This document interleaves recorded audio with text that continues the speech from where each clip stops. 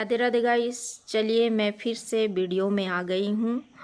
और क्या बोलते हैं, मैंने सोशल मीडिया में मैं अब तक नेहा का नहीं देख रही थी वीडियो, क्योंकि मुझे सबसे ज़्यादा इसी का, मनीषा का भी देखना था कि उसको, क्योंकि उसके साथ जो भी हुआ है गलत हुआ है। तो गलत करने वाले को क्या देखना, वो तो सिर्फ साजिशें ही रचते हैं ना। तो मैंने देखा उसकी वीडियो में वो लाइव आकर कह रही है कि शायद वो दबे ज़ुबान से वो कुछ कंप्लेन की बातें कह रही हैं, और वो कह रही है कि मैं यहाँ पे सोशल मीडिया में सबूत दिखाना अलाउ नहीं है। तो इससे बात से ऐसा लग रहा है कि ये जो है मैडम जी, ये कहीं ना कहीं मनीषा को मतलब एक वार्निंग ही समझो, वार्निंग दे रही है। क्योंकि मनीषा ने पब्लिक सोशल मीडिया में रिक्वेस्ट किया था कि जो भी सबूत है वो उसे उसके आईडी में भेज दिया जाए। तो ये कहीं ना कहीं उस तरीके का वो लाइव में कह रही है। क्यों, इसलिए मैं कह रही हूँ क्योंकि ये मेरे साथ हो रहा है, तो इस वजह से मैं इस चीज़ को बहुत अच्छे से समझ सकती हूँ। क्योंकि हमारे घर की जो मैडम जी थी, जो हमारे घर को जो आग लगाई है, वो भी एमपी की ही है।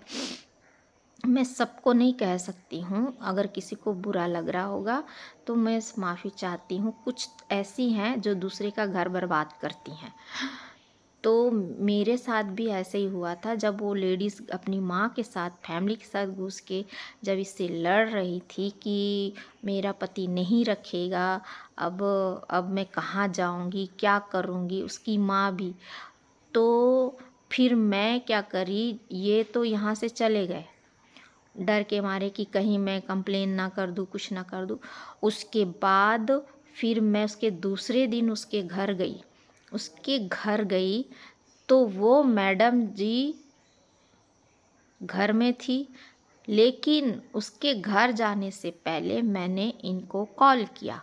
कॉल करने से ये लैला और मजनू दोनों सामने में थे और दोनों रो रहे थे और एक दूसरे को शायद चिपक के थे, गले लग रहे थे। तो फ़ोन इसने मैं फट झटके से उठा लिया, क्योंकि मैं कॉल नहीं करती थी, क्योंकि बेटा ही कॉल कर रहा। तो उसने हेलो कहते हुए, रोते हुए, हल्का सा जो वो हार्ट रहता है अंदर में, तो वो उससे पता चल गया कि ये दोनों, और वो सामने वाली बंदी भी कह रही है कि मैं नहीं छोड़ूंगी, मैं नहीं छोड़ूंगी। तो मैंने चिल्लाते हुए कहा सीधा घर आओ। तो वो वहीं पे बहसबाजी करने लगा। मैं बाहर चला गया हूँ, मैं नहीं आ सकता, मैं आधा दूर तक ट्रेन में बच्चों का रिजल्ट लाने निकल गया हूँ आंध्रा।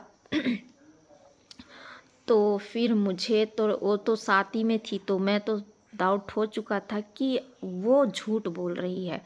फिर मैंने क्या किया, फिर मैं सीधा उस दिन की बात, उसके दूसरे दिन मैंने उसके घर गई रात को ही, मतलब उसी दिन, मतलब दूसरे दिन ये महारथी निकल गए थे। दूसरे दिन ही बोला जाए, सवेरे वो घर आई है ना, माँ के साथ शिकायत करी, ये रात को चले गए। और फिर उसके घर मैं गई, तो फिर जाके देखती हूँ वो जो लेडीज़ थी घर ही में थी। वो आँख से आंसू उंसू सब था, साल ओढ़ी थी। और फिर मैंने कहा ये क्या, वो घर में आके कह रही थी कि उसका पति स्कूटी जला दिया, उसकी साड़ी जला दी, यही सब कह रही थी, अब वो नहीं छोड़ेगा, ये है वो है। और हो सके तो मैं इसका वीडियो मैं दिखाऊंगी। मैं वो जो कह रही है ना मनीषा, सॉरी नेहा, कि कंप्लेन हो गया है, तो मैं बता रही हूँ ना, मेरा जो है कोर्ट में चला गया है, मैंने वहाँ सबूत दिखाए, लेकिन कोई फ़र्क नहीं पड़ा। तो मैं सोच रही अब मैं सोशल मीडिया में ही इसको वायरल करूँगी। और सोशल मीडिया से अच्छा प्लेटफॉर्म न्याय करता कोई नहीं है।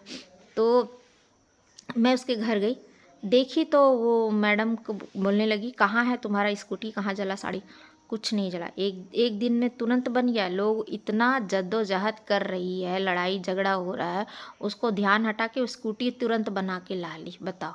फिर उसका साड़ी, जब मैं अंदर गई उसका पति मस्त आग ताप रहा है, सब फैमिली बैठे ही हा कर रहे। जो पति उसको रखना नहीं चाहता था वो मतलब 24 घंटा भी नहीं था, वो सब ही हा, वो आके सीधा खड़े हो गए, कहने लगी कि अब सब ठीक हो गया है, अब सब नॉर्मल हो गया है, ठीक है, नॉर्मल हो गया है, अब हम अपने बच्चों पे ध्यान देंगे और वो अब मैं नहीं चाहूँगी। जैसे कि ये जो कह रही है नेहा कि अब सब चीज़ नॉर्मल, तो भैया मैं ये बता देती हूँ कुछ नॉर्मल नहीं होता है। आगे की खिचड़ी मैं बता रही हूँ कैसे कैसे ये लोग कैसे कैसे कहानी बना के बरगलाएंगे उस मनीषा को, है ना।